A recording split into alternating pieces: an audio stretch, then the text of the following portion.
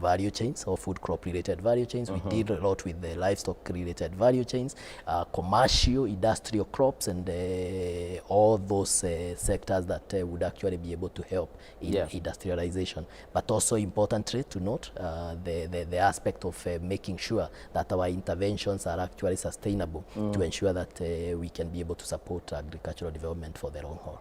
Wow. Yeah.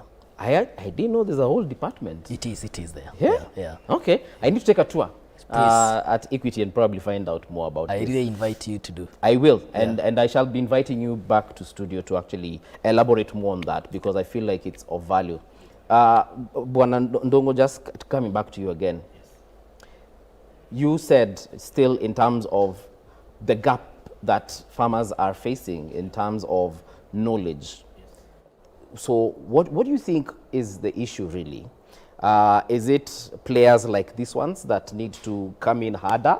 Or are they already there but farmers are ignorant? Where is the disconnect as far as information-based farming is concerned?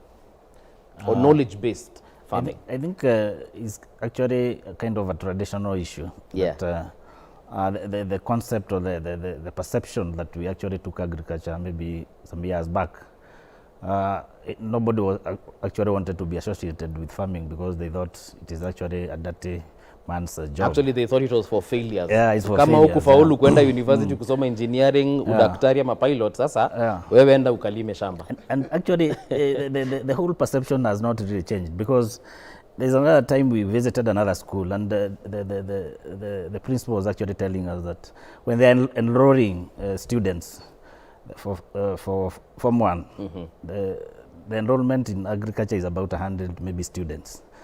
But by the end of it all, when they get to Form 4, you only have about 5 or 10 students. Out of 100? Yeah, so it is actually a kind of a traditional perception, a societal perception that really need to change, because we need to really see agriculture as a business. Yes. See agriculture as something that can actually be able to help us.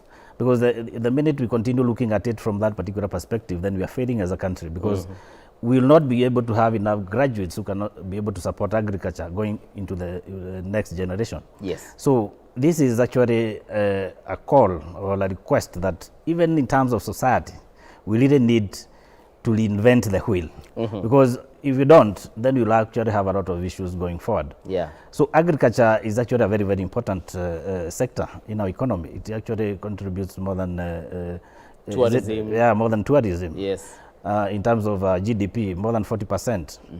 So we didn't need to focus a lot on agriculture, because if we don't, then we'll have a lot of issues. It is actually a pity that a country, maybe more than 50 years of independence, we still are not food sufficient. Yeah. So it is actually a paradigm shift. We really require everybody to change. And then we also require a lot of collaboration, so that we can be able to empower our farmers in what I actually call the 360-degree way.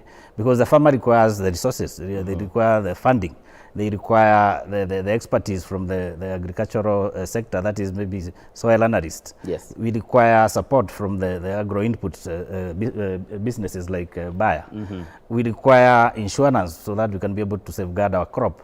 So it's actually a whole multi-sectoral approach that we need to put some more effort in agriculture, so that we can actually uplift our agriculture.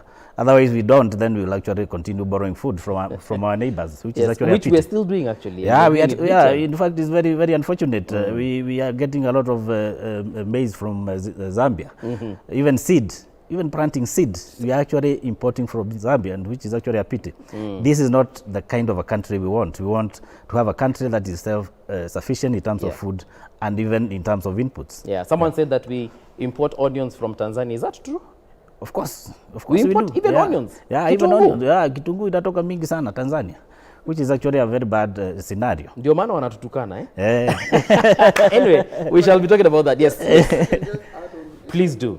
What has really changed is also technology is no longer the same. When you look 10 years back or 20 years back in terms of the way agriculture was done, it is very different from the way it is currently done. So we need that continuous knowledge transfer so that we can keep productivity still high. Yeah. All right. So maybe even yes. support him in terms of the technology, the new technology that is actually coming. Yeah. During that particular expo, we were able to see drones that were used to spray. Yeah. And that is actually the newest technology in terms of spraying.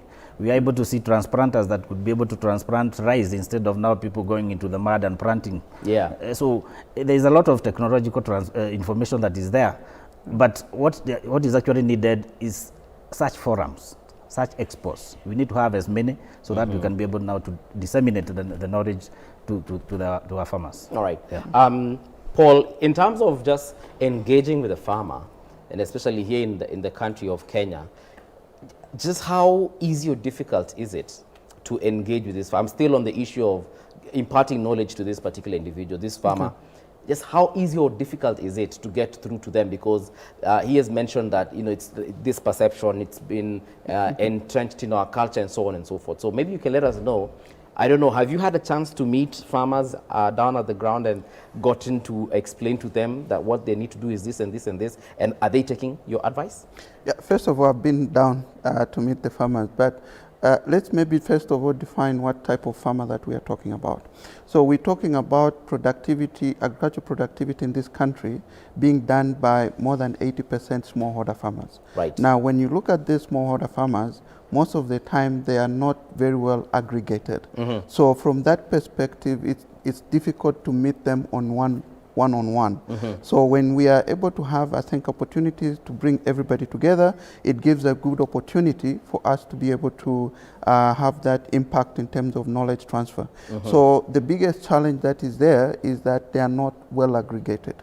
And then the farms are also smaller. Yeah. Because I'm going to my mother and telling her that, okay, so your 1 acre, Yes. yeah, instead of you intercropping, because that is the biggest challenge, let me take it, you have maize and you want to interplant also with beans and all that. We can actually produce more by the same 1 acre. Let's divide it.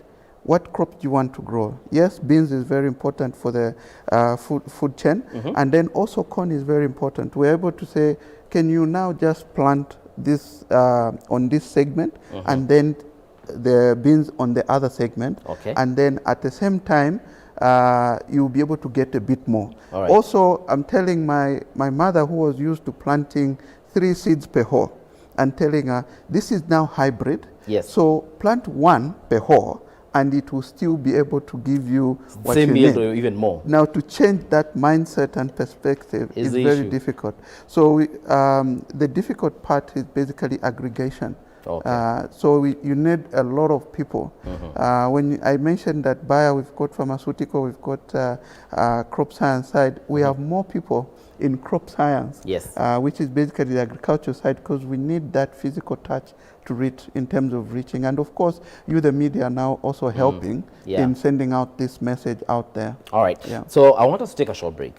Then when we return, I will be asking George from Equity to tell us, because he has mentioned something to do with value chain and of course some of the areas of interest that Equity is all about as far as agriculture is concerned. So I hope you have your pen and paper. Kuwa tayari pia, because at the end of the show I'll be asking for their contacts, how you can reach out to them and get more information on this one. So I hope you're doing this on your own behalf, and probably on behalf of your brothers and sisters who are farming, and of course your grandmother, so that Paul here can have an easy time explaining to her that 1 seed still works as much as 4 seeds that she used to plant. Okay? So don't go too far. We'll be right back.